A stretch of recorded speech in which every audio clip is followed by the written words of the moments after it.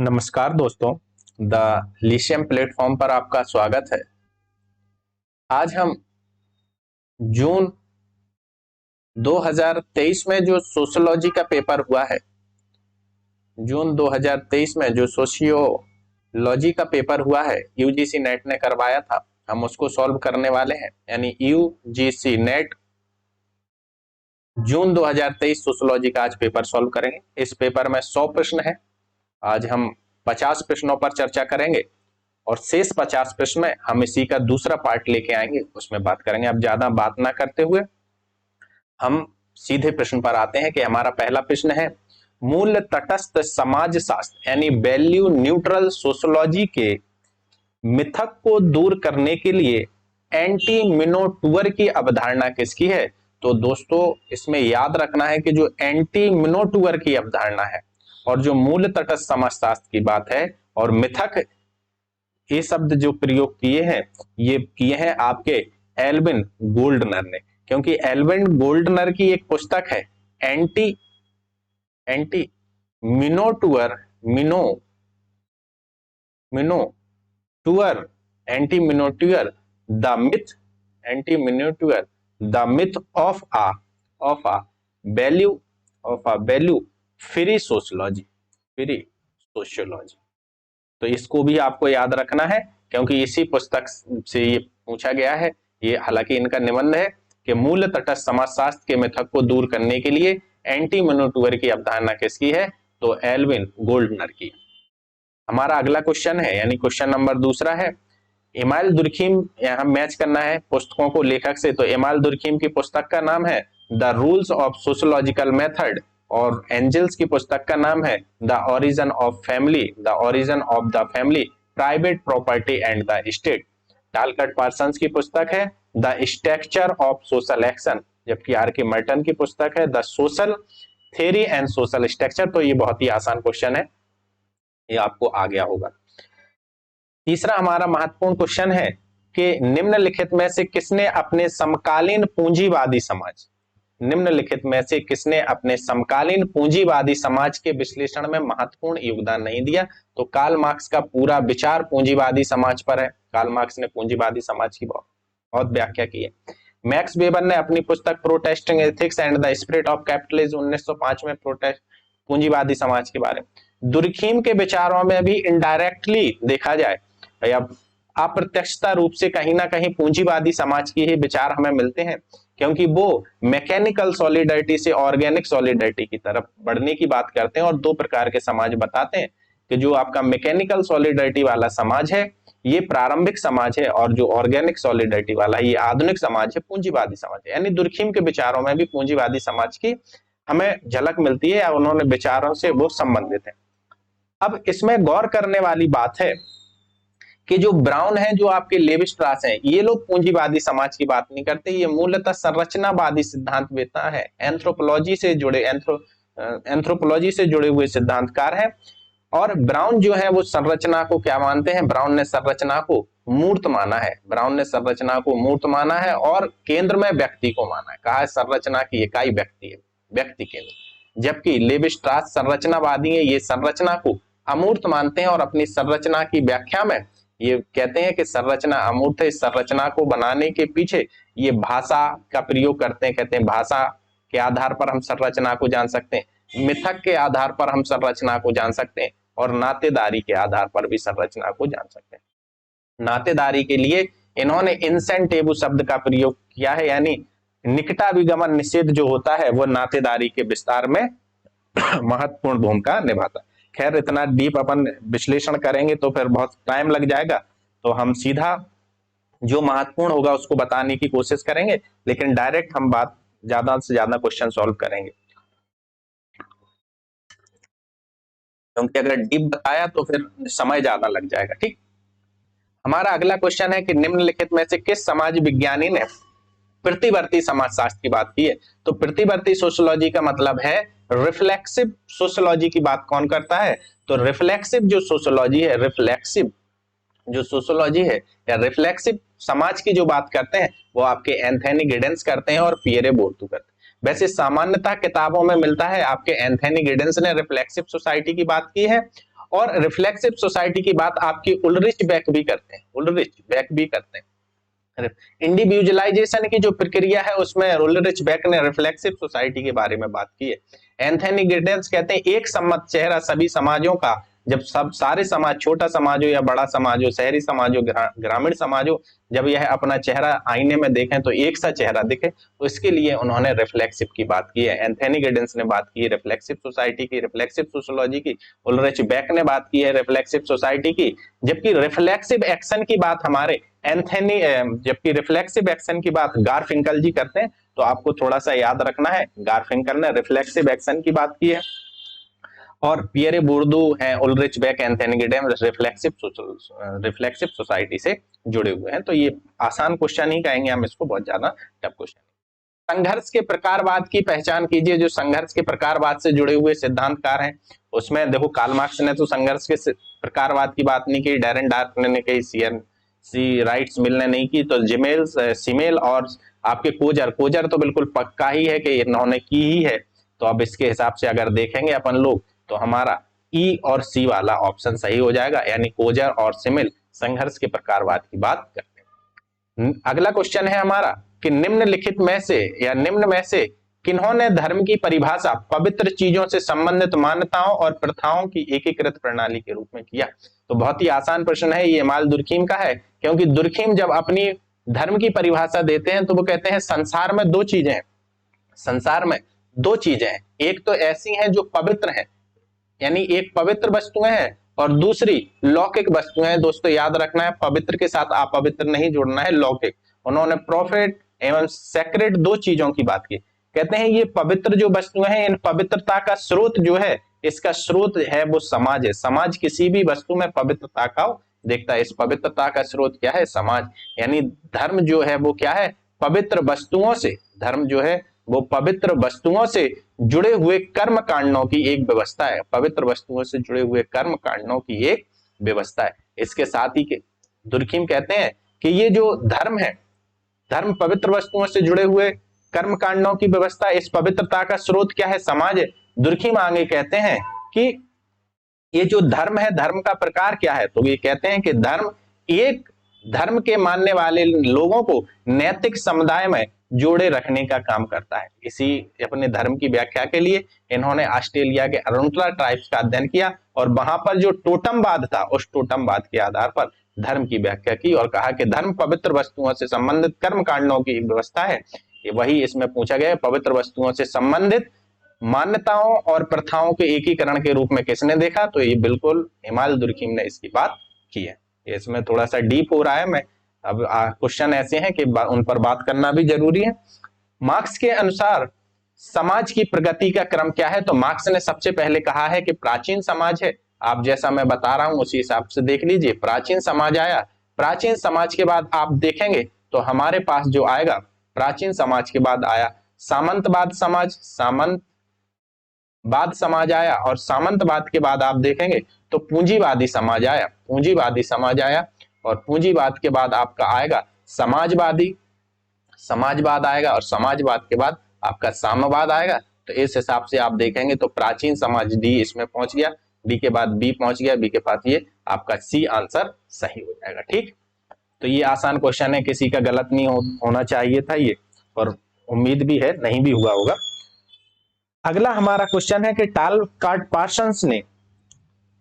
Parsons के मत में सामाजिक व्यवस्था में क्या सम्मिलित है? सामाजिक व्यवस्था में क्या सम्मिलित है? तो पहले हम देखेंगे कि टालकाट पार्सन्स की सामाजिक व्यवस्था है क्या। सामाजिक व्यवस्था के लिए वो कहते हैं कि क्रिया यानी एक्शन, सोशल एक्शन, क्रिया प्लस क्रिया जब बनती है तो ये अंतः क्रिया होती है और इन्हीं अंतः क्रियाओं में जब एक प्रतिमान सेट हो जाता है तो यही प्रतिमान कालांतर में या भविष्य में क्या बनाते हैं? एक संस्था का निर्माण कहते हैं। तो कहते हैं प्रतिमानों से संस्थाकरण की जो प्रक्रिया है वही सामाजिक व्यवस्था को जन्म देती है। आपके जो इंस्टीट्यूशनलाइजेशन की जो प्रोसेस है वो सामाजिक व्यवस्था के संदर्भ में उन्होंने। अब टालकाट पार्सन्स की पहले क्रिया को थोड़ा समझ लें, अब थोड़ा डीप विश्लेषण हो रहा है, बस थोड़ा धैर्य रखिएगा, आपको बहुत काम आएगा ये भविष्य में आने वाले एग्जाम में, क्योंकि इतना अच्छा विश्लेषण हम एक एक प्रश्न पर करेंगे तो ये काफी अच्छा रहेगा आपके लिए भी और मेरे लिए भी, जितने सोशियोलॉजी परिवार के सदस्य हैं उन सबके लिए। Social action, social action, social action की जब टालकट पार्सन्स व्याख्या करते हैं तो वो कहते हैं सामाजिक क्रिया के लिए तीन चीजें होना आवश्यक है। एक तो कर्ता, कर्ता के पास लक्ष्य होना चाहिए और कर्ता के पास परिस्थिति होना चाहिए, परिस्थिति यानी सिचुएशन होना चाहिए। तो सिचुएशन आ गया, कृत यानी कर्ता होना चाहिए, लक्ष्य होना चाहिए यानी साध्य होना चाहिए, साध्य और साधन किस चीज से करेगा ये भी होना चाहिए। लेकिन मान्यताओं जैसी कोई वो बात नहीं करते, यानी हमारा आंसर क्या हो जाएगा, ए बी सी और ई, यानी टालकट पार्सन्स ने अपनी सामाजिक व्यवस्था में क्या, अब थोड़ा सा क्वेश्चन सामाजिक व्यवस्था कह रहे हैं लेकिन पूछना चाहते हैं वो सोशल एक्शन से। यहाँ पर सामाजिक व्यवस्था के लिए आप थोड़ा याद रखें और दिमाग में बिठाने की कोशिश करें कि टालकट पार्सन्स कहते हैं सामाजिक व्यवस्था का जन्म होता है जब व्यक्ति क्रिया करता है, क्रिया के साथ जब अंतः क्रिया होती है तो यही एक निश्चित प्रतिमान बना लेते हैं और यही प्रतिमानों में जब स्थिरता आती है तो वो इंस्टीट्यूशनलाइजेशन होता है, और जो इंस्टीट्यूशनलाइजेशन की प्रक्रिया है, जो संस्थाकरण की प्रक्रिया है, वही सामाजिक व्यवस्था है। टालकट पार्सन्स ने कहा है कि जो अंतः क्रिया होती है दो व्यक्तियों के बीच नहीं होती है, दो प्रतिमानों के बीच होती है, सॉरी दो परिस्थितियों के बीच होती है, और ये जो परिस्थितियों पर जो लोग होते हैं वो उन परिस्थितियों से संबंधित मूल्य और मानकों के अनुसार क्रिया करते हैं, और यही मूल्य और मानक वास्तव में एक संस्था का निर्माण कर लेते हैं, वही संस्था सामाजिक व्यवस्था है। हालांकि इसको डीप में समझने के लिए आपको टालकट पार्सन्स पढ़ना पड़ेगा। अभी हम इतनी ही बात कर रहे हैं इस पे। अब अगला हमारा जो क्वेश्चन है कि निम्नलिखित में से किस विद्वान ने अपने विश्लेषण में तुलनात्मक विधि का प्रयोग किया है। तुलनात्मक विधि का प्रयोग किसने किया है, तो आपको याद रखना है दुर्खीम ने 26,000 आत्महत्याओं का अध्ययन किया है, 11 देशों से ये आंकड़े लिए थे। हर्बर्ट स्पेंसर ने भी तुलनात्मक विधि का प्रयोग किया है और मैक्स वेबर ने भी तुलनात्मक विधि का प्रयोग किया है, यानी ए बी और डी हमारा आंसर सही है। आप इसको लगा लीजिए। मैक्स वेबर ने 6 धर्मों का अध्ययन किया था। कितने धर्मों का अध्ययन किया था, लिख लीजिए, 6 धर्मों का अध्ययन किया था। इसमें हिंदू है, मुस्लिम है, कन्फ्यूशियस है, बौद्ध है आपका, और यहूदी है, और आपके ईसाई। ये सब आपको याद रख लेना है, हिंदू, मुस्लिम, कन्फ्यूशियस, बौद्ध, यहूदी और ईसाई। हर्बर्ट स्पेंसर भी बात करते हैं सैनिक समाज, औद्योगिक समाज, वो भी तुलनात्मक पद्धति का प्रयोग करते हैं। और 26,000 आत्महत्याओं का अध्ययन तुलनात्मक विधि से किया था, 11 देशों से आंकड़ा लिए थे। तो दुर्खीम तो तुलनात्मक विधि का प्रयोग करते हैं, और दुर्खीम तो आगे ये भी कहते हैं कि समाजशास्त्र जो है, तुलनात्मक समाजशास्त्र कोई ब्रांच नहीं है समाजशास्त्र की, बल्कि स्वयं में एक समाजशास्त्र है, और वो तो दुर्खीम तो तुलनात्मक विधि का बहुत पक्ष रखते हैं। तो ये आप इसमें अब बहुत ज्यादा हम बात नहीं करेंगे, वही समस्या है कि टाइम बहुत ज्यादा लग जाएगा। ठीक, ये बिल्कुल नया प्रश्न है, इस प्रश्न को हम सर्च करने का प्रयास किया था लेकिन हमें बहुत कुछ ऐसा मिला नहीं। निम्नलिखित में से किन पक्षों आयामों पर डेविड हेल्ड ने 1990 में वैश्विक बहस वाद विवाद को विभाजित नहीं किया था। तो इसमें ये डेविड हेल्ड की जो पुस्तक है आप उसको लिख लीजिए, the end of the old order, globalization and the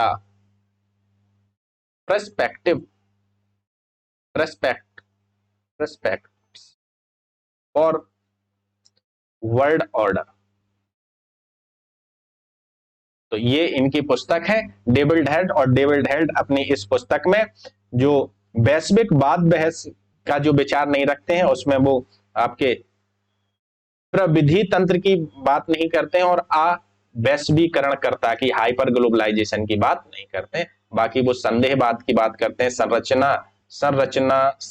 संरचनांतरवादी की बात करते हैं, और अति वैश्विककरणता की बात वो करते हैं। अब हमारा अगला क्वेश्चन है, ये बहुत ही आसान प्रश्न है, नया नहीं, ये तो है कि बस्टेन की बात हमारी मैक्स वेबर ने की है। आपको याद रहे कि बस्टेन में कर्ता के दृष्टिकोण को हम महत्व देते हैं। वर्ड सिस्टम थ्योरी के बाद इमैनुअल वालेस्टीन करते हैं, द वर्ड सिस्टम बहुत ही फेमस कॉन्सेप्ट है। वर्चस्व की बात आपके ग्रामसी ने की है, और फोर्थवाद की बात हेनरी फोर्ड ने की है। तो ये तो बहुत आसान क्वेश्चन था, इसलिए इस पर बात नहीं करना है ज्यादा। अगला क्वेश्चन है कि आर्थिक समाजशास्त्र के संदर्भ में अर्थव्यवस्था का सही क्रम में व्यवस्थित कीजिए। तो अर्थव्यवस्था को सही क्रम में व्यवस्थित करना है। तो सबसे पहले हमारी अर्थव्यवस्था कैसे थी? आदिम अर्थव्यवस्था थी। आदिम अर्थव्यवस्था के बाद आज की जो अर्थव्यवस्था है वो नव उदारवादी अर्थव्यवस्था है। तो आदिम अर्थव्यवस्था जैसे ही आप सबसे पहले लगाओगे यानी सी, यही आपका आंसर मिल जाएगा। आदिम के बाद हमारा क्या आता है? उपनिवेशवादी अर्थव्यवस्था, उपनिवेशीय, और उपनिवेशीय के बाद मिश्रित, मिश्रित के बाद नवोदार। तो ये आसान प्रश्न था, इसको गलत नहीं किया जा सकता है। World revolution in family patterns जो पुस्तक है वो विलियम्स जे गुडे की है, और ये भी रिपीटेड क्वेश्चन है, कई बार आया हुआ है। सिमोन डी बुइयार की अगर आप पुस्तक की बात करोगे तो सिमोन डी बुइयार की जो बुआ है इनका द सेकंड सेक्स पुस्तक है, और बहुत महत्वपूर्ण और फेमस पुस्तक है, कई बार पूछी जा चुकी है। ठीक, अगला हमारा प्रश्न है, निम्नलिखित में से किन्होंने समाजशास्त्र को वस्तुनिष्ठ विज्ञान का दर्जा देने के लिए मूल्य निर्णय के स्थान पर मूल्य संदर्भ की बात की है? दोस्तों, जब इस प्रकार का प्रश्न आता है, मूल्य निर्णय, वैल्यू न्यूट्रलिटी, ठीक है, मूल्य तटस्थ समाज, वस्तुनिष्ठता, तो ये सब बातें करते हैं हमारे मैक्स वेबर। और मैक्स वेबर के बारे में तो अब क्या ही चर्चा करें, ये तो हमारे बेसिक थिंकर्स हैं, तो आपको आते ही होंगे। ठीक, निम्न में से किन्होंने आधुनिक संगठनों के संदर्भ में शक्ति विचारधारा और विमर्श, बस दो शब्द मिल गए हैं, शक्ति है और विमर्श है। डिस्कोर्स की बात कौन करता है? क्योंकि मिशेल फूको का एक आप देखेंगे तो त्रिभुज है, उनकी कोई भी रचना आप देखोगे तो उसमें आप शक्ति को देखेंगे यानी पावर को देखेंगे, व्यक्ति को देखेंगे और ज्ञान को देखेंगे। कहते हैं यह त्रिकोण हमेशा आपस में उलझा हुआ रहता है। वो कहते हैं आपके मिशेल फूको, यानी ये फूको की पुस्तक है, एम फूको की, वो कहते हैं शक्ति विचारधारा की बात करते हैं, विमर्श की बात करते हैं। कहते हैं जिस व्यक्ति के पास जितना अधिक ज्ञान होगा उस व्यक्ति के पास शासन करने की क्षमता उतनी अधिक होगी। इनकी पुस्तकें हैं जो madness of the civilisation, the birth of cleaning, discipline and punish, the history of sexuality. जब आप इन सारी पुस्तकों को पढ़ोगे तो आप देखोगे कि वो केवल और केवल एक ही त्रिकोण स्थापित करना चाहते हैं कि व्यक्ति, ज्ञान और शक्ति, जिस व्यक्ति के पास जितना अधिक ज्ञान है उसके पास उतनी अधिक शासन करने की क्षमता है। तो इस पर फिर भी अपन ने खूब बात कर ली, आसान क्वेश्चन था वो। समष्टि जिसमें संरचना और व्यवस्था का अभाव होता है और जिसके सदस्य समूहन के अस्तित्व से या तो अनभिज्ञ हो सकते हैं या सुअवगत नहीं हो सकते हैं, कहलाते हैं, ये भाई अर्ध समूह कहा जाता है इसको। तो ये बहुत ही आसान, मतलब डेफिनेशन जैसे आप पढ़ते हो तो आपको समझ में वो आ जाता है। निम्नलिखित में से, अगला क्वेश्चन है हमारा प्रश्न नंबर 17, निम्नलिखित में से किन्होंने व्यक्तिगत प्रघटना की व्याख्या सामूहिकता की, अरे भाई एक ही शब्द आ गया, सामूहिकता की अवस्था के द्वारा करने का मूलभूत विचार किया, ना कि व्यक्तिगत। अरे दुर्खीम क्या कहते हैं? दुर्खीम के कॉन्सेप्ट है, आपको पता है, कलेक्टिव रिप्रेजेंटेशन, सामूहिक प्रतिनिधान, कलेक्टिव कॉन्शियसनेस, ये सब बातें कौन करता है? दुर्खीम। क्योंकि दुर्खीम समाज को ही सब कुछ मानते हैं, कहते हैं व्यक्ति की चेतना कुछ नहीं है, व्यक्ति वैसा होगा जैसा समाज होगा, समाज ही व्यक्ति को निर्धारित करने वाला है। यानी दुर्खीम ने समाज पर बहुत ज्यादा बल दिया है। तो ये आपको क्लियर हो गया होगा। अगला हमारा प्रश्न है, निम्नलिखित में से निम्नांकित में से किसका तर्क है कि धर्म का मुख्य कार्य समाज में व्यवस्था को बनाए रखना है? अब बार बार एक ही क्वेश्चन दुर्खीम से पूछा जा रहा है। दुर्खीम के 4 क्वेश्चन आ चुके हैं। The rules of sociological method पूछ ली गई है, दुर्खीम के पवित्र वस्तुओं से संबंधित चीज पूछ ली गई है, और अभी ऊपर ही एक क्वेश्चन आया था, ये दुर्खीम की सामूहिक प्रतिनिधान की अवधारणा पूछ ली गई है, और दुर्खीम का फिर धर्म से संबंधित चीज आ गई है। तो आपको बताना है कि धर्म का मुख्य कार्य सामाजिक व्यवस्था को बनाए रखना है। इस प्रकार की बात हमारे दुर्खीम जी करते हैं। दुर्खीम से बहुत क्वेश्चन आए हुए हैं। तो दुर्खीम का धर्म क्या है? दुर्खीम कहते हैं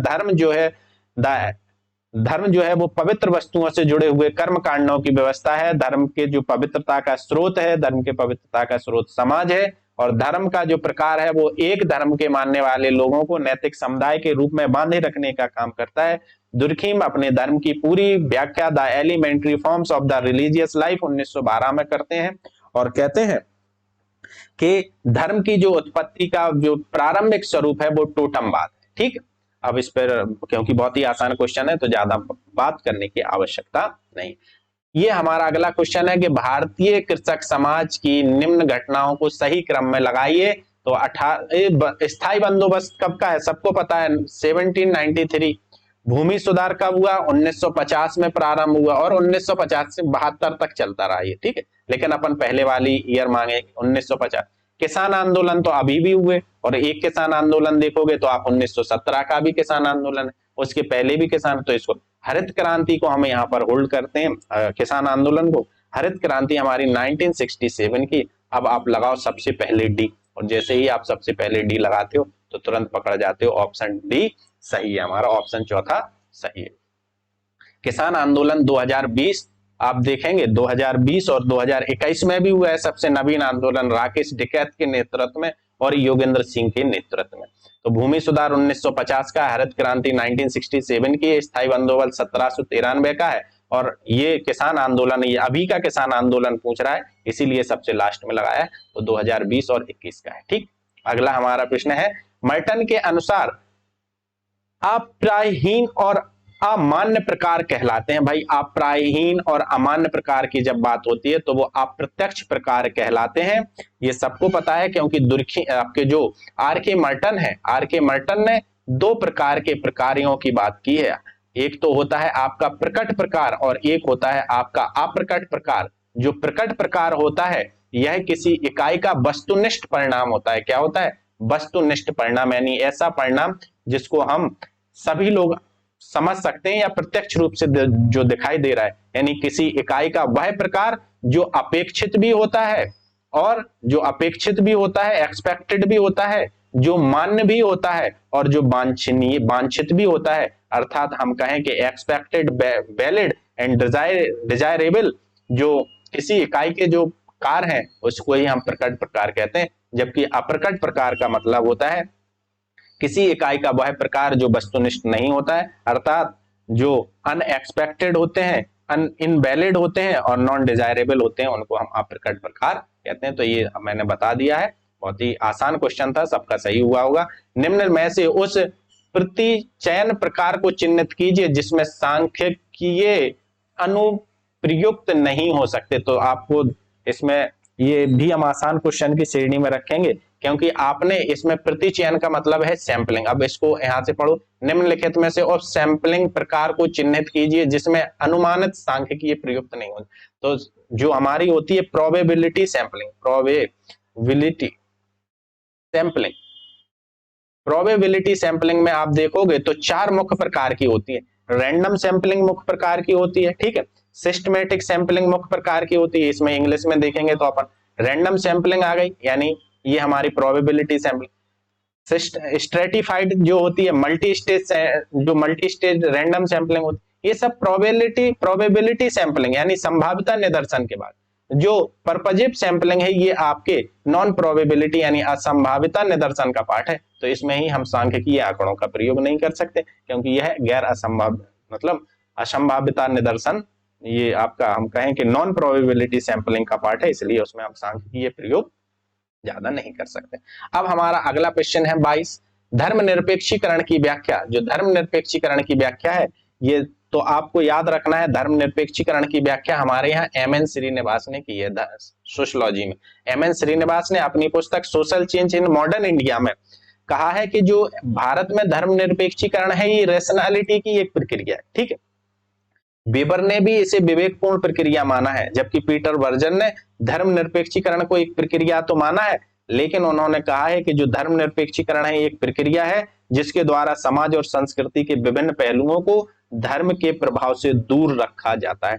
लेकिन अब यहाँ पर तो धर्मनिरपेक्षीकरण की तो मैंने आपको और व्याख्या कर दी, लेकिन इसमें पूछा गया है कि धर्मनिरपेक्षीकरण की व्याख्या की गई है औद्योगिक समाज के उदय, संस्कृति का आधुनिकीकरण, जीवन जगत का बहुलीकरण, बाजार का अपराधीकरण से कोई मतलब नहीं है, राजनीतिक समूह का हाशियाकरण, यानी 1, 2, 3 सही हो जाएंगे। अगला हमारा प्रश्न है कि विज्ञापन का संबंध पूंजीवादी समाज के परिलक्षण की विवेचना निम्नलिखित में से किन्होंने की है। अरे भाई ये मार्क्यूज का क्वेश्चन है, पूंजीवादी और विज्ञान की बात कहते हैं। आपको याद रखना है कि एडोर्नो और मार्क्यूज दोनों फ्रैंकफर्ट स्कूल से संबंधित हैं, ठीक है, फ्रैंकफर्ट स्कूल। और जो आपके मार्क्यूज है, मार्क्यूज का जो सबसे ज्यादा काम है उसमें हम देखते हैं क्रिटिसाइज किया है इन्होंने कैपिटलिज्म को, यानी पूंजीवाद की आलोचना की है। मॉडर्न टेक्नोलॉजी पर बहुत ज्यादा इनके विचार हैं, और सोवियत कम्युनिज्म पर, यानी सोवियत कम्युनिज्म पर इन्होंने भी मार्क्यूज ने बात की है, और पॉपुलर कल्चर पर मार्क्यूज ने बात की। तो मार्क्यूज से आपको मैंने इतना बता दिया, इनसे लगभग क्वेश्चन पूछते रहते हैं। एक बार फिर से सुन लीजिए कि मार्क्यूज फ्रैंकफर्ट स्कूल से संबंधित है, एडोर्नो भी फ्रैंकफर्ट स्कूल से संबंधित। मार्क्यूज के जो विचार हैं ये कैपिटलिज्म क्रिटिक्स करते हैं, कैपिटलिज्म का, ठीक है। मॉडर्न टेक्नोलॉजी पर भी मार्क्यूज के विचार हैं, सोवियत कम्युनिज्म पर भी मार्क्यूज के विचार हैं, और पॉपुलर कल्चर पर भी मार्क्यूज अपने विचार देते हैं। अगला प्रश्न है, ये बहुत ही आसान प्रश्न है, इमैनुअल वालेस्टाइन को बहुत पूछ रहा है, टॉनिज को भी बहुत पूछ रहा है। इमैनुअल वालेस्टाइन अर्थ विश्व व्यवस्था सिद्धांत यानी आधुनिक विश्व व्यवस्था सिद्धांत, टॉनिज जेमिनसॉफ्ट एंड जेसेलसॉफ्ट की बात करते हैं, जॉर्ज रिटजर मैकडॉनलाइजेशन की बात करते हैं, और वर्थ का बचा हुआ, ये तो ये आसान क्वेश्चन है, इस पर हमें बहुत ज्यादा बात नहीं करनी है। सदरलैंड ने की अगर हम बात की जाए तो सदरलैंड बात करते हैं सफेद पोश अपराध का। सदरलैंड किसकी बात करते हैं? सफेद पोश अपराध का। और सदरलैंड की जो पुस्तक है उसका नाम है प्रिंसिपल ऑफ क्रिमिनोलॉजी। सदरलैंड कहते हैं कि अपराध सीखा हुआ व्यवहार, लर्न बिहेवियर है। जबकि आपके एक और थिंकर्स हैं लोम्ब्रोसो, वो कहते हैं अपराधी जन्मजात होता है। लोम्ब्रोसो ने क्या कहा है? अपराधी जन्मजात होता है। जबकि सदरलैंड कहते हैं कि अपराधी जो है वो सीखा हुआ व्यवहार है, अपराध सीखा हुआ। सफेद पोश अपराध की बात सदरलैंड करते हैं। इनकी पुस्तक का नाम है द प्रिंसिपल ऑफ क्रिमिनोलॉजी।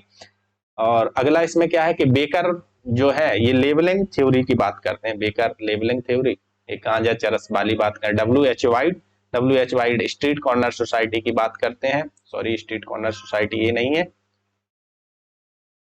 इसको थोड़ा सा कैंसिल करो, स्ट्रीट कॉर्नर सोसाइटी ये है। और ऑस्कर ने तो मैक्सिको की मलिन बस्तियों का अध्ययन किया। तो ये आप क्लियर हो जाएगा, ठीक, आसान क्वेश्चन। नेक्स्ट हमारा कथन कारण से क्वेश्चन पूछा गया है कि टालकट पार्सन्स के अनुसार क्रिया किसी कर्ता की स्थिति के प्रति अभिविन्यास है। बिल्कुल सही है, मैं अभी इनका सोशल एक्शन समझ के आया था।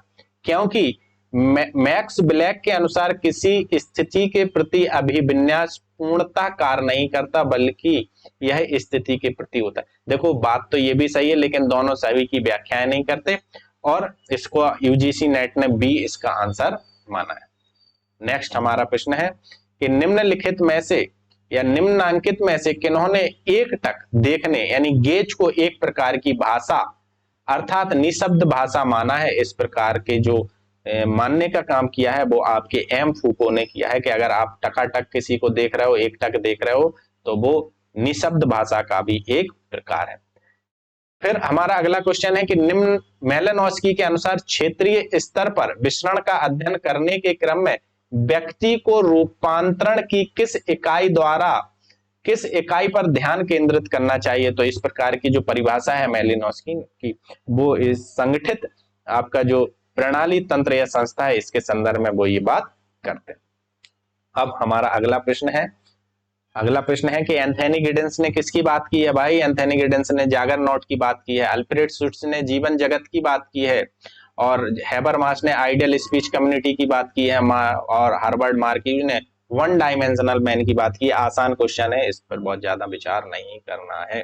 नेक्स्ट हमारा प्रश्न है कि निम्नलिखित में से या निम्नांकित में से किन्होंने समाजशास्त्र ने सामाजिक अंतःग्रस्तता के प्रकार के रूप में विचारों के अध्ययन की विधि को रूपांतरित किया है? ये कार्ल मैनहीम ने कहा है, लेकिन नया क्वेश्चन है, इसको याद रखना है कि समाजशास्त्र ने सामाजिक अंतःग्रस्तता के प्रकार के रूप में विचारों के अध्ययन की एक विधि को प्रस्तुत, तो कार्ल मैनहीम इसका सही होगा।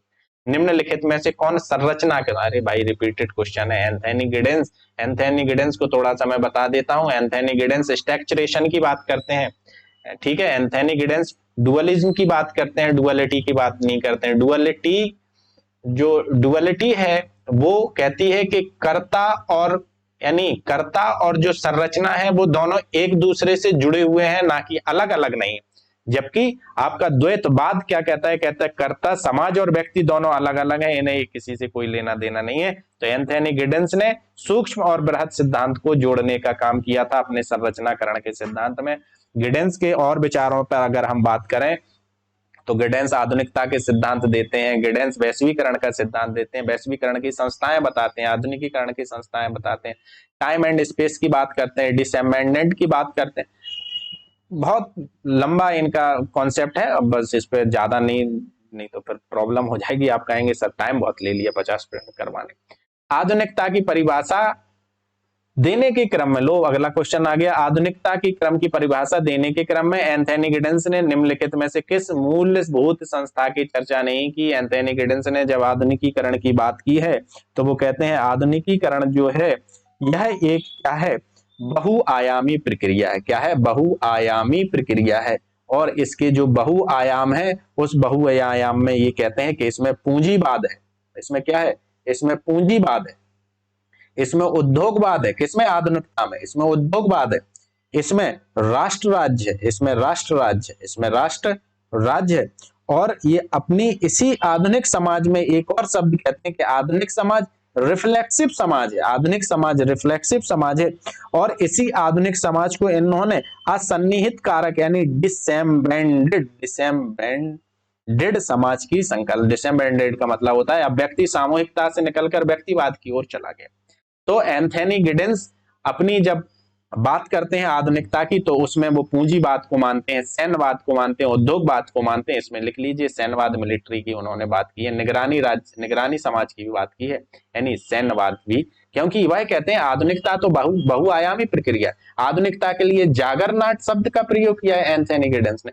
आधुनिक समाज को एंथोनी गिडेंस ने रनवे सोसाइटी बताया। तो एंथोनी गिडेंस का अगर सिद्धांत हम यहाँ पर चर्चा करेंगे तो जितनी देर में हमें पूरे पेपर सॉल्व करने हैं उतने में हम केवल एंथोनी गिडेंस को ही पढ़ पाएंगे। अगला प्रश्न है कि राधा कमल मुखर्जी निम्न में से किस दर्शन परंपरा से समाजशास्त्र का वैकल्पिक दृष्टिकोण प्रस्तुत नहीं करते? भाई उन्होंने पारसी धर्म का अध्ययन नहीं किया था, बाकी ये तीन चीजें उनसे संबंधित हैं। ठीक, अगला हमारा प्रश्न है कि तमिलनाडु के तंजौर जिले स्थित श्रीपुरम के बदलते कृषक संबंधों का अध्ययन किसने किया? आंद्रे वितई ने किया। एमएन श्रीनिवास ने तो अध्ययन किया था रामपुर गांव का, रामपुरा, इसका वास्तविक नाम कोडगहल्ली था।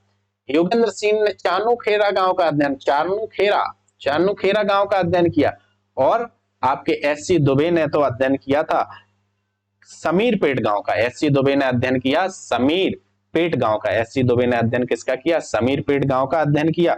जबकि जीएस घुरे ने लोनी कांड गांव का अध्ययन किया था और पी कोलेंडा ने लोनी खंड गांव का अध्ययन किया था। तो अब इतना रहने दीजिए, बस यही समझ लीजिए कि एमएन श्रीनिवास ने कहां का अध्ययन किया? रामपुरा गांव का अध्ययन किया। आंद्रे वितई ने कहां का अध्ययन किया? तंजौर जिले का अध्ययन किया। योगेंद्र सिंह ने कहां का अध्ययन किया? चानूखेरा का अध्ययन किया। एससी दुबे ने समीरपेट गांव का अध्ययन किया है। अगला देखिए, अगला हमारा प्रश्न है कि निम्नलिखित में से किन सिद्धांत वेदताओं का मत था कि जनसंख्या वृद्धि समाज में परिवर्तन लाती है? भाई कार्ल मार्क्स और दुर्खीम लगाइए आगे चलिए, क्योंकि दुर्खीम भी जनसंख्या पर अपने विचार देते हैं और कार्ल मार्क्स ने भी जनसंख्या पर अपने विचार दिए हैं। अब इससे ज्यादा अगर और डीप स्टडी करना है तो फिर आप क्लास ज्वाइन कीजिए। हमारी क्लास गूगल मीट पर चलती है, हमारी गूगल क्लास जो है वो गूगल मीट पर चलती है। और हमसे संपर्क करने का जो आपका है 7905663628। हमारी क्लास शाम को 7 से, अब तो सर्दियों का समय आने वाला है तो 6 से 8 के बीच हमारी क्लास चलती है। अगर आप यूजीसी नेट का बैच ज्वाइन करना चाहते हैं, असिस्टेंट प्रोफेसर पीजीटी के लिए क्लास ज्वाइन करना चाहते हैं तो दिए गए नंबर पर आपको संपर्क करना है। नेक्स्ट हमारा सिद्धांत है कि एम लिंच द्वारा संदर्भित टिक टैक टॉम गेम निम्नलिखित में से किस पर? ये बिल्कुल नया प्रश्न है, ये मुझे भी समझ में नहीं आया कि ये कहना क्या चाहते हैं। ये टिक टॉक टैम वाला सिद्धांत इसमें क्या है? तो अभी इसको आप ऐसे ही लिख लीजिए कि विच्छेद प्रयोग का प्रयोग किया। बाकी सर्च करूंगा और देखूंगा कहां से क्या आ रहा है तो अपन इस पे और भी बात कर लें। ये पॉजिटिव पॉलिटी में अगस्त कॉम्टे जो है वो बात करते हैं, लेकिन इसमें ध्यान रखने वाला है कि ये सरल से जटिलता के, ये जटिल से सरल यानी उल्टा क्रम इन्होंने पूछ लिया है। तो अगस्त कॉम्टे बताते हैं हायरार्की ऑफ साइंस में कि सबसे पहले वह विज्ञान का जन्म होता है जो सबसे सरल है। तो सबसे पहले कहते हैं वो गणित आसान था इसलिए गणित सबसे पहले बना। इसके बाद हमारे पास खगोल शास्त्र आया, क्योंकि ये खगोल शास्त्र थोड़ा सा खगोल शास्त्र ठीक है। खगोल शास्त्र के बाद हम कहते हैं भौतिक विज्ञान आया, फिजिक्स आया। और फिजिक्स के बाद हमारे पास केमिस्ट्री आई यानी रसायन विज्ञान आया, और रसायन विज्ञान के बाद हमारे पास जीव विज्ञान आया यानी बायोलॉजी आई, और जीव विज्ञान के बाद वो कहते हैं समाज शास्त्र आया। तो बस अब इसको उल्टा ही कर दो, समाज शास्त्र जीव विज्ञान, एक नंबर पर समाज शास्त्र, दूसरे पे जीव विज्ञान, फिर रसायन, और फिर भौतिक, और फिर खगोल। इस हिसाब से आप लगा लेना और इसका आंसर फिर जो भी बने वो आप देख लेना, क्योंकि अगर इसको उल्टा लगाना है, जटिल से सरल की तरफ जाना है। अगस्त कॉम्टे कहते हैं कि विज्ञानों का जो विकास होता है, हायरार्की जो साइंस है, इसमें पहले सरल, फिर उससे थोड़ा और कठिन, इसमें निर्भरता बढ़ती जाती है और निर्भरता अधिक होती है और जटिलता बढ़ती जाती है, सरलता से जटिलता की तरफ बढ़ते हैं। तो ये इसको बस उल्टा ही करना था। ये आसान क्वेश्चन है तो ज्यादा बात करने की आवश्यकता नहीं। निम्नलिखित नीचे दी गई इकाइयों के ग्रामीण नगरीय सातत्यता की बात की गई है। ग्रामीण नगरीय सातत्यता को नए रूप से पूछ लिया है, लेकिन आपको ये रखना है रूरल अर्बन कंटिन्यूम की बात आपके रॉबर्ट रेडफील्ड करते हैं। रेडफील्ड ने रूरल अर्बन कंटिन्यूम की बात की है, और इस रूरल अर्बन जो कंटिन्यूम है इसमें आपको याद रखना है सबसे छोटा पहले क्या है, खेड़ा होता है, पूर्वा गांव खेड़ा, और उसके बाद आप देखते हो तो हमारे जो बनते हैं नगरीय जो एग्लोमरेशन यानी नगरीय क्षेत्र का जहां पर विस्तार होता है, फिर नगर आते हैं, फिर महानगर आते हैं, और फिर मेट्रोपोलिस बनते हैं। इस हिसाब से जो आपका क्वेश्चन है ये वाला सही हो जाएगा। सबसे पहले आप देखोगे तो गांव, गांव के बाद आपका नगरीय एग्लोमरेशन, फिर नगर, फिर महानगर और मेट्रोपोलिस, यानी गांव का जो विकास होता है इस हिसाब से, और गांव शहर एक दूसरे से बिल्कुल कंटिन्यूम रूप से जुड़े रहते हैं, वो इसी प्रकार का ये क्वेश्चन है। सिविलाइजिंग द सेवेज की जो बात की है, ये बात की है आपके बैरियर एल्विन ने बात की है, तो आपको ये याद रखना है। हिंदू परिवार में बाल अवस्था का मनोविश्लेषण अध्ययन किसने किया, सुधीर धक्कड़ ने किया। ये नया क्वेश्चन है, आपको याद रखना है, ठीक है, सुधीर धक्कड़ इसके सही आंसर है। अब हमारा नेक्स्ट प्रश्न है कि निम्नलिखित कृषक आंदोलनों को कालक्रम के अनुसार व्यवस्थित कीजिए। तो आप करते रहिएगा, मैं केवल ईयर लिख दे रहा हूं। 1946 में आपका तिबंगा हुआ, चंपारण 1970 में हुआ, 17 में हुआ, और नक्सलवादी 1967 में हुआ। ये दोनों 46 के हैं। तो सबसे पहले हमारा क्या आ रहा है, चंपारण, और चंपारण के बाद आ रहा है हमारा नक्सल, यानी बी आंसर सही हो जाएगा। अगला प्रश्न देखिए, अगला प्रश्न है हमारा कि वैश्विक गांव ग्लोबल विलेज बिल्कुल घिसा पिटा क्वेश्चन है, आपको पता है मार्शल मैकलुहान इसकी बात करते हैं। अब इसमें है कि वैश्वीकरण के, नेक्स्ट हमारा क्वेश्चन है 43 कि वैश्वीकरण के प्रभावों की व्याख्या करने के क्रम में जॉर्ज रिटजन ने निम्नलिखित में से किस शीर्षक से एक पुस्तक लिखी। तो उन्होंने ये लिखी थी द मैकडोनाल्डाइजेशन ऑफ सोसाइटी। ये बहुत ही आसान क्वेश्चन है, आपको आता होगा। नव धार्मिक आंदोलन, मसीही आंदोलन और पुनर्जीवी, टोटमिज्म तो नव धार्मिक आंदोलन होने, सरिया तो नया आंदोलन हो नहीं सकता, तो आंदोलन कौन है, मसीहा आंदोलन और पुनर्जीवी आंदोलन, यानी ए और बी आपका बिल्कुल सही आंसर इसमें दिया गया है। अगला हमारा प्रश्न है 45, स्त्रीवादी विद्वानों के अनुसार घरेलू हिंसा से प्रतिबंधित होती है, घरेलू हिंसा से प्रतिबिंबित होती है। घरेलू हिंसा मतलब क्या क्या घरेलू हिंसा है, लैंगिक असमानता एक प्रकार की घरेलू हिंसा है, महिलाओं की सेकेंडरी यानी द्वितीयक स्थिति भी घरेलू है, पितृसत्तात्मक समाज भी एक प्रकार की घरेलू हिंसा, लेकिन बच्चों को शिक्षा देना, विज्ञापन एक घरेलू हिंसा से बिल्कुल जुड़े हुए नहीं है, यानी ABC आपका सही आंसर हो जाएगा। घरेलू हिंसा से संबंधित अधिनियम 2005 में हमारे यहाँ लाया गया था, और 26 अक्टूबर 2006 को ये लागू हुआ हमारे यहाँ। घरेलू हिंसा में माता को भी शामिल किया गया है, बहन को भी शामिल किया गया है, और उस घर की बहू को भी घरेलू हिंसा में शामिल किया गया है 2005 के अधिनियम के तहत। अगला हमारा प्रश्न है, जरा देखें, और टाइम हो रहा है क्योंकि 50 प्रश्नों में इतना समय लग रहा है, 100 प्रश्न में तो लगता है 2 घंटे लग जाएंगे। हमारा अगला प्रश्न है कि सामाजिक शोध में ज्ञान के स्रोतों को उनके प्रयोग की प्राथमिकता के क्रम में व्यवस्थित कीजिए। तो सबसे पहले हमें देखना है कि हमें सामाजिक शोध में ज्ञान के स्रोत को उनके प्रयोग की प्राथमिकता के क्रम में व्यवस्थित कीजिए। तो सबसे पहले आप देखेंगे इंद्रिय जन अनुभव करेंगे। सबसे पहले आप देखें इंद्रिय जन अनुभव करेंगे कि इंद्रिय जन अनुभव करने के बाद आप उसमें रीजनिंग लगाएंगे, यानी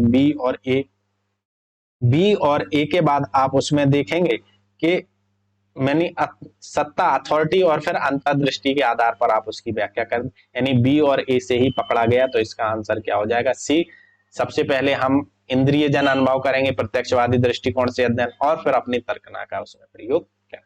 अगला हमारा प्रश्न है कि मार्क्स, सिमेल और डेरेनडार्फ द्वारा द्वंद्व संघर्ष के प्रमुख सिद्धांत। हाँ बिल्कुल बात सही है, ये लोग मार्क्स हैं, सिमेल हैं और डेरेनडार्फ हैं, ये प्रमुख सिद्धांतकार हैं, कोई दिक्कत नहीं। मैक्स वेबर संघर्ष को सामाजिक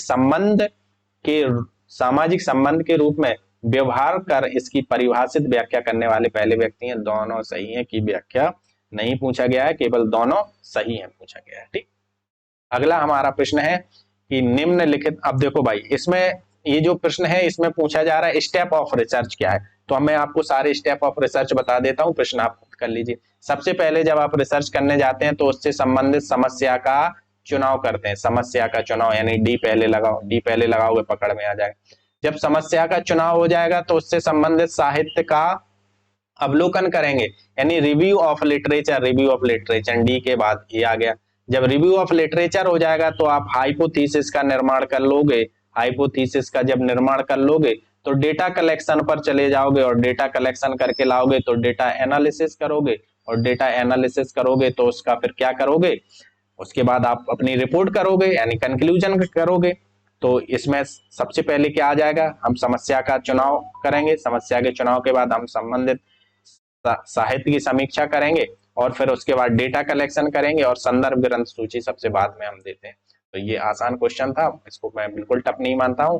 the subjection of women, the subjection of women जो पुस्तक है ये आपके स्टुअर्ट मिल की है, ये आपको याद रखना है। द डायलेक्टिक सेक्स तो सिल्विया वॉल्वी की पुस्तक है, लेकिन उससे क्या है, यहाँ तो सब्जेक्शन ऑफ वुमेन पूछा गया है, तो जॉन स्टुअर्ट मिल की है। जब हम महिलावादी सिद्धांतकार पढ़ते हैं तो उसमें सबसे पहले ये लिखी रहती है। अब हमारी अगली पुस्तक पूछी गई है sociology as an art form, sociology as an art form, ये जो पुस्तक है ये आपकी है रॉबर्ट निस्बेट की, रॉबर्ट निस्बेट की ये पुस्तक है। रॉबर्ट निस्बेट आजकल बहुत पूछे जा रहे हैं। इनकी एक अन्य पुस्तक अगर हम रॉबर्ट निस्बेट की कहें तो sociological tradition, sociological tradition, tradition भी एक इनकी अन्य पुस्तक है। और दूसरी पुस्तक इनकी है reason and unreason in society, reason and unreason in society. तो दोस्तों आज हमने 50 प्रश्न पूरे कर लिए हैं जून 2023 के एग्जाम के। अब शेष 50 प्रश्नों को हम पार्ट टू में सॉल्व करेंगे, क्योंकि बहुत लंबा वीडियो हो जाएगा। अभी मुझे लग रहा है कम से कम ये 30-40 मिनट का वीडियो हो गया होगा। चलिए अब आपसे फिर मिलेंगे। अगर आप हमारा बैच ज्वाइन करना चाहते हैं तो इस नंबर पर संपर्क करें 07905663628। यहाँ पर यूजीसी नेट सोशियोलॉजी की तैयारी करवाई जाती है, गूगल मीट ऑनलाइन। ठीक, चलिए।